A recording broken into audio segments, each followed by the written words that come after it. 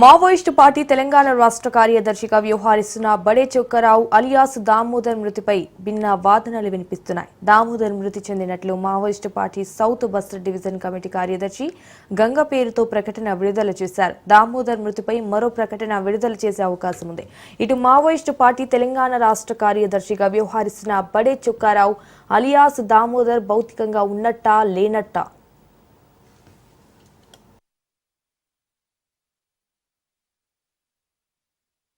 బడే చొక్కారావు తెలంగాణ పోలీసుల్లోనే కాదు విప్లవోద్యమ అభిమానుల్లోనూ రేకెత్తుతున్న ప్రశ్న ఇది. ఎందుకంటే ఛత్తీస్గఢ్లోని బీజాపూర్ జిల్లా పూజారి కంకేర్ అడవుల్లో పోలీసులకు మావోయిస్టు పార్టీ నక్సలైట్లకు మధ్య ఈ నెల 16న జరిగిన భీకర పోరు జరిగింది. ఈ పోరులో చనిపోయిన 12 మంది నక్సలైట్ల డెడ్ బాడీలను పోలీసులు స్వాధీనం చేసుకున్నారు. ఈ సంఘటనలో చనిపోయిన మరికొందరు నక్సలైట్ల డెడ్ బాడీలని కాక తీవ్రంగా గాయపడిన వారిని మావోలు తీసుకువెళ్లారనేది పోలీసుల భావన. ఈ పరిణామాల్లోనే Maoist party south Bastar division committee కార్యదర్శి గంగ పేరుతో ఓ ప్రకటన వెలువడింది. मुठभेड़ के जिस अभियान के दौरान रात 9 बजे से अनेक बार सुरक्षा बल और माओवादियों के बीच में मुठभेड़ हुई। मुठभेड़ के उपरांत इलाका सर्चिंग के दौरान 5 महिला माओवादी सहित कुल 7 माओवादियों का डेड बॉडी बरामद की गई थी। प्रथम दृष्टिया से ये जो PLG बटालियन नंबर 1 और CRC कंपनी पुरानी PLG फॉर्मेशन का माओवादियों कैडर का बड़ा संभावना है, जिसका भी शनाख्ती कार्रवाई की जा रही है। जैसे ये इलाका PLG बटालियन नंबर 1 और CRC का एक मजबूत गठबंधन में लोग जानते हैं इस इलाका को, और इस इलाका में माओवादी द्वारा विगत वर्षों में अपना आधार क्षेत्र बनाकर अनेक प्रकार का जो हिंसात्मक गतिविधि को अंजाम दिया, विकास कार्य को न होने दिया और क्षेत्र की जनता को तमाम तरीके से प्रताड़ना किए गए थे। इन सब चीज़ों को ध्यान में रखते हुए शासन का, भारत सरकार का, छत्तीसगढ़ शासन का और हम सबका मंशा ये थे इस इलाके को नक्सल गतिविधि से मुक्त कराना है। CRPF कोबरा यूनिट अभियान था, जिसमें SDF, DRG दंतेवाड़ा सभी टीमें शामिल थी और एक बहुत ही कोऑर्डिनेटेड वे में इस अभियान को संचालित किया गया, जिसमें कि माओवादियों को भारी नुकसान का सामना करना पड़ा।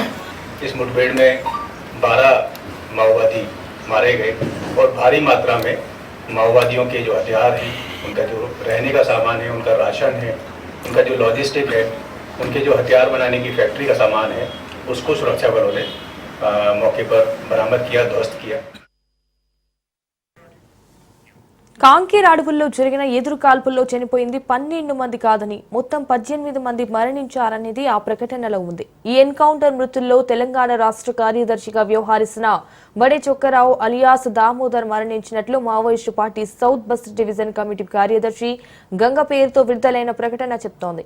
ఘటనా స్థలంలో దామోదర్ ధైర్య సాహసాలతో పోరాడుతూ అమరుడైనట్లు ఆ ప్రకటనలో గంగ పేర్కొన్నారు. దామోదర్ మరణం తర్వాత తమ పార్టీకి తీరని నష్టంగానూ గంగ స్పష్టం చేశారు.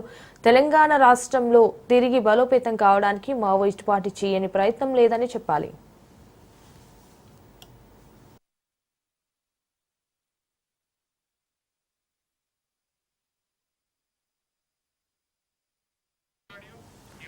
గోదావరి పరివాహక ప్రాంతంలోని తెలంగాణ జిల్లాలో నక్సల్స్ కదలికలు తరచుగా కనిపిస్తున్నాయి. ఈ నేపథ్యంలో చెల్పాక అడవుల్లో ఇటీవల జరిగిన ఎన్కౌంటర్ ఘటనలో 7 నక్సలైట్లు చనిపోయారు.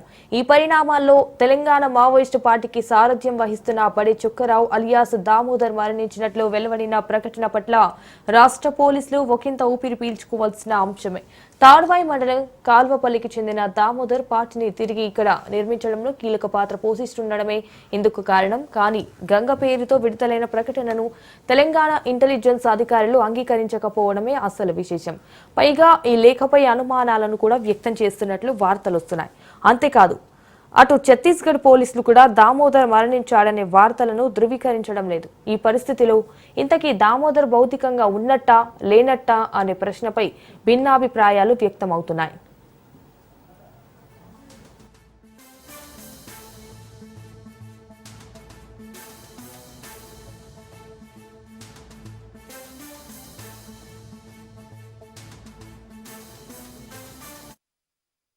ఇటు దామోదర్ వంటి కీలక నేతపై పోలీసుల దృష్టి మరల్చడానికి మావోయిస్టు పార్టీ తరహా ప్రకటన చేసి ఉంటుందా అనే ప్రశ్నలు కూడా రేకెత్తుతోంది. కానీ ఛత్తీస్గఢ్ పోలీసులకు దామోదర్ కన్నా మరో ముఖ్య నేత హిడ్మా మెయిన్ టార్గెట్గా చెప్పవచ్చు. పూజరి కంకేరి అడవుల్లో జరిగిన ఎన్కౌంటర్లో హిడ్మా తప్పించుకున్నట్లు కూడా వార్తలొచ్చాయి. సో పార్టీ ముఖ్య నేతలపై ఇటు పోలీసుల దృష్టి మళ్లించేందుకు మావోయిస్టు పార్టీ వేసిన ఎత్తుగడగా దామోదర్ మృతి ప్రకటనను భావించిన అటువంటి నేతల్లో హిడ్మా ముందు వరుసలో ఉంటారని విశ్లేషోద్యమ పరిశీలకులు భావన. సో ఇన్ఫాక్ట్ ఈ కోసం నుంచి పరిశీలించినప్పుడు దామోదర్ మరణించాడనే ప్రకటనపై పోలీసులు అనుమానించడం సహజమే కావచ్చు. కానీ దామోదర్ మరణించిన వార్త నిజమే అయి ఉంటుందని విప్లవ పార్టీ చెప్తున్నాయి.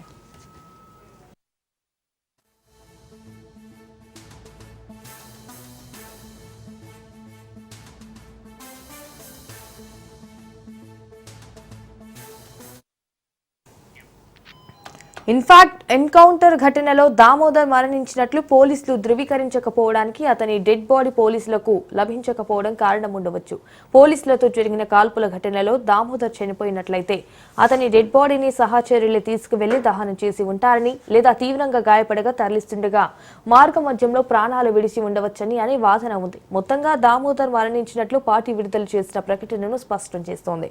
మొత్తంగా దామోదర్ మరణంపై మావోయిస్టు పార్టీ మరోసారి క్లారిటీ ఇస్తూ ఇంకో ప్రకటన జారీ చేసే అవకాశం సుస్పష్టమవుతోంది. ఎక్కడున్న కొడుకు బాగులేదు, నేను చచ్చిపోతాను, ఈ ముఖవల్ల చూసి చచ్చిపోతాను, రావాలి ఇంటికి కోరుకుంటాను. సార్ కూడా చెప్తాను, రావాలి, ఏడున్నావు ఎక్కడున్నావు, పరిస్థితి నుంచి నాకు ఎవరు పెడతారు, కన్ను పోయింది, కన్నా పడుతుంది, ముందుగానైనా కాలు బాగా చేతులు బాగా ఎక్కడ నెమ్మది